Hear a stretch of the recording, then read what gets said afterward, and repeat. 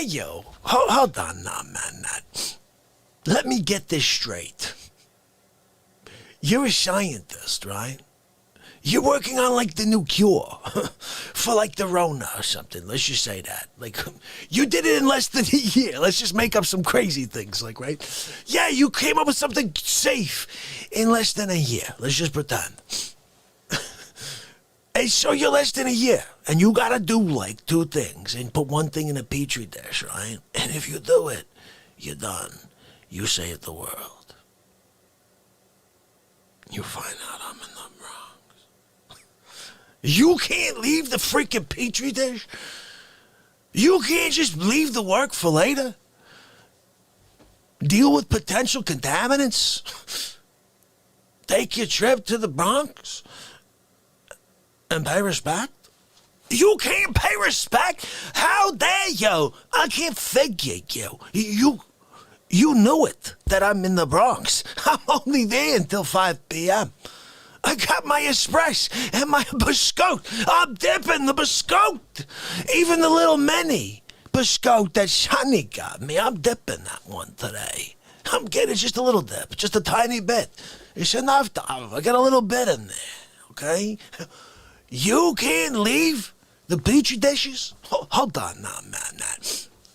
You're doing a heart transplant. You got the heart, it's pumping right there. I'm sorry, no. You got 2 of the ventricles hooked in. You gotta hook the atrium, or whatever that freak the thing is, right? You gotta hook that up, and then the person lives. Your cell phone falls into their body during the surgery. It's okay, you left it in like a plastic bag or something, right? The only reason you know is because it started ringing. You heard your phone, the special ringtone that your wife bought you. You know the one. And you're like, oh, I gotta turn that off. I don't want them to know about the sexy music my wife bought for me. Mr. Boombastic, we know. You go. You're feeling around. Where's my phone? All of a sudden, you see the chest cavity of this patient you're working on, flashing red, yellow, blue. Red, yellow, blue. You're like, that looks like my freaking phone in the chest. Long story short, you take the freaking phone out of that chest, right? And you're like, oh my goodness, it might be my wife. It's very nervous that maybe she fell and maybe she needs more toilet paper and they don't have it at the store. I don't know. Let me pick up the phone. Honey, are you there? It's Facce. I'm in the Bronx. You can't drop the heart atrium transplant. Get on the bus. Take it across town. Maybe hoof it? I don't know. That's on you, okay? You get there to the airport. You gotta make time tracks. You should have left 2 minutes. You should be leaving while I'm talking and hearing me. An echo as you go. I only caught the last couple words of Facce. I was out the door. And you're still there. I can't figure you. How you gonna make it to the Bronx in time? How you gonna do that? I can't. What do? You have a time machine? You got a DeLorean or something over there, Michael J. Fox? What are you doing? I can't figure you out. Hold on a minute. So you're an astronaut, right?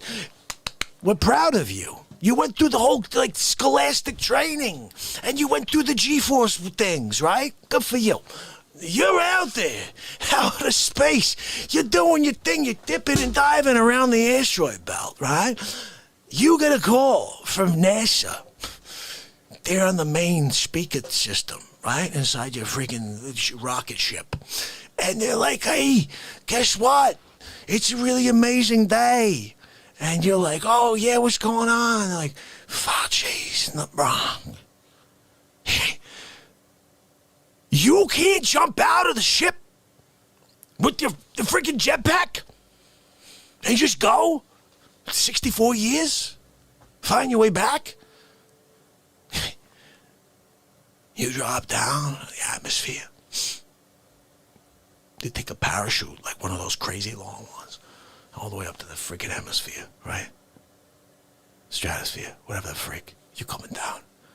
It gets caught on the Empire State Building, right? You detach and do like 60 somersaults, land, perfect 10 landing, like they're applauding in the streets. There's a judge holding a sign that says 10 for you. You then, to the Bronx.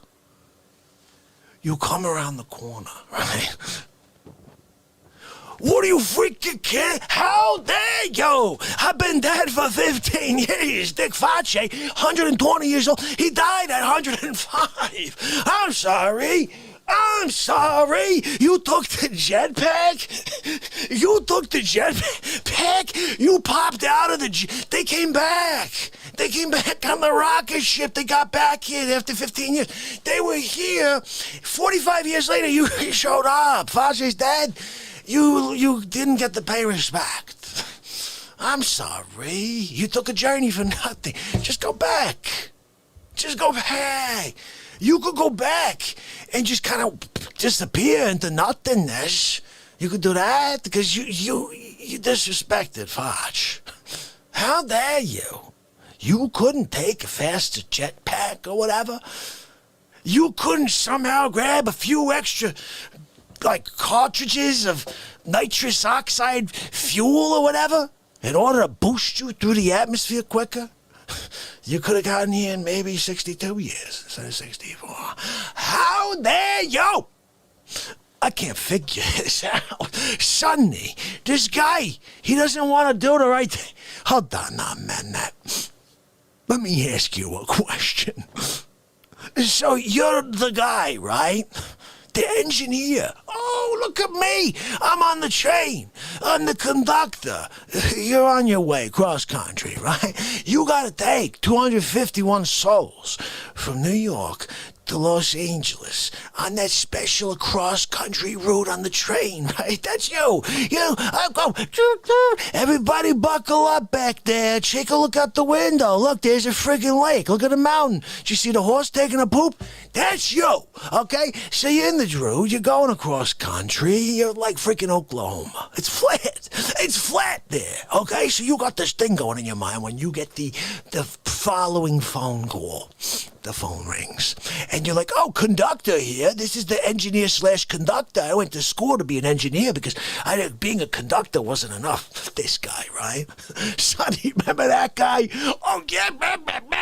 So you get this call, and all of a sudden they're like, oh, there's a special phone call from Dick Facce. You pick up the phone. Facce? I'm in the Bronx. You can't jump out of the frickin' window? Do a tumble?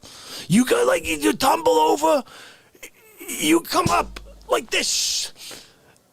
Almost like it was out of a movie or something. Or like you had some special acrobat training. You know what I mean? You jump out and roll. You roll on your neck, float. You know what I mean? You've seen that before. You do it. You can't figure it out in real time because Facce is in the Bronx. You're going towards that way. I'm over there. You can't just put a rock on the gas pedal and jump out and say, oh, good luck, 251. I think you're going to be all right. I think you'll be okay. There's a chance you'll be fine. How dare you? How dare you? Hold on now, man. You can't go back there and ask one or two of them if they want to come pay respect as well, and maybe leave the other 247 on board to risk the chance of living or dying or whatever. You know, who knows?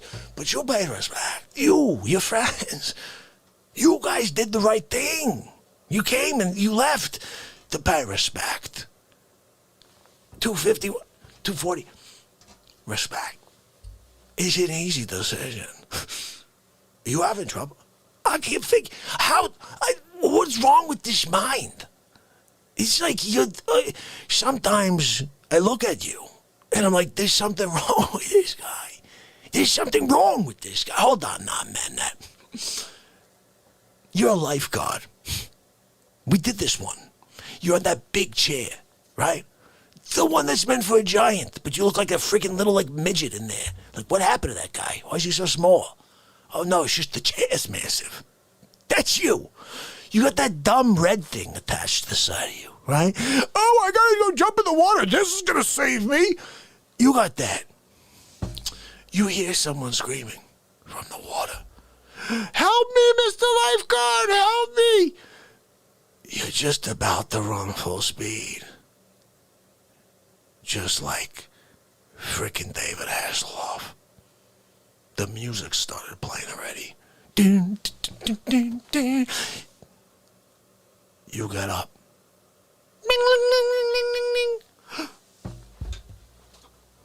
Let me just grab the phone real quick. I'm in the Bronx. You can't leave that person to fend for himself in the waves and the undertow. The shark biting at their foot. They got another foot. They got another leg. They can drag one. It's like a nub or something. It will look good after the surgery.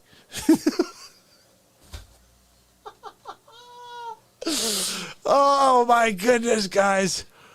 Oh, I'm out of my mind.